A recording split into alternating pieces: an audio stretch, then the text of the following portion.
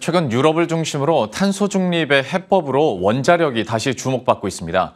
특히 유럽 내에서 원자력 발전을 청정에너지로 지정해 재정을 지원하는 소위 그린 텍소노미에 포함해야 한다는 의견이 나오면서 우리나라의 원전 수출에 대한 기대감도 높아지고 있습니다. 머니투데이 방송은 탄소 중립 시대에 다시 주목받고 있는 원자력에 대해 알아보는 기획 시리즈를 준비했는데요.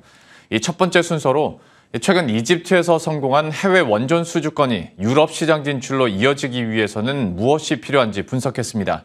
염현석 기자입니다. 우리나라가 또다시 사막에서 조단위 원전 사업을 수주했습니다.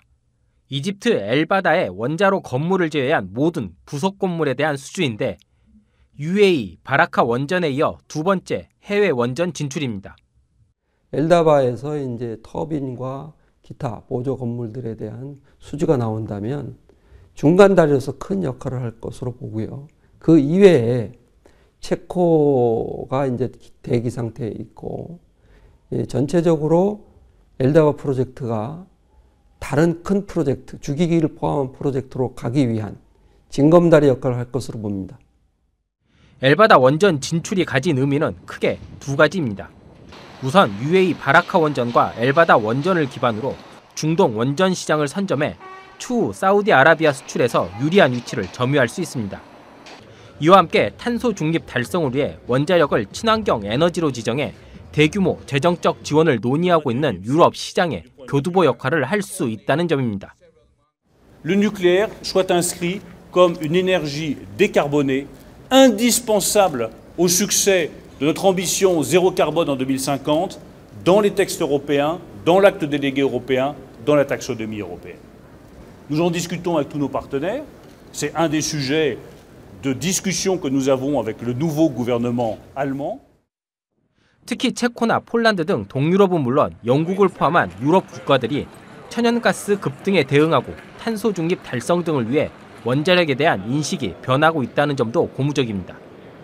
그렇다면 우리나라의 유럽 원전 진출 가능성은 얼마나 될까? 객관적인 지표로는 원전 시장 진출 가능성이 상당히 높습니다. UAE에서 보여준 시공 능력과 국내에서 안정적으로 이루어지고 있는 원전 운영 능력은 여전히 세계 최고 수준이기 때문입니다. Alors même que de manière domestique, le gouvernement décide un phase-out. C'est extrêmement compliqué pour l'industrie coréenne de balancer entre ça. Voilà.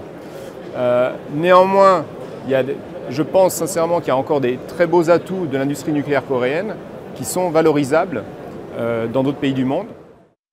다만 국내 상황은 원전 수출에 긍정적이지 않습니다.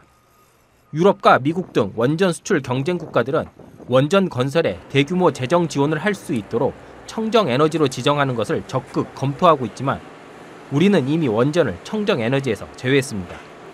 대규모 자금이 필요한 원전 수출 시장에서는 그만큼 불리한 겁니다. 전문가들은 원전 해외 수출 주도권 확보와 탄소 중립이란 목표 달성을 위해 원전에 대한 인식 제고가 필요하다고 지적합니다. 머니투데이 방송 염현석입니다.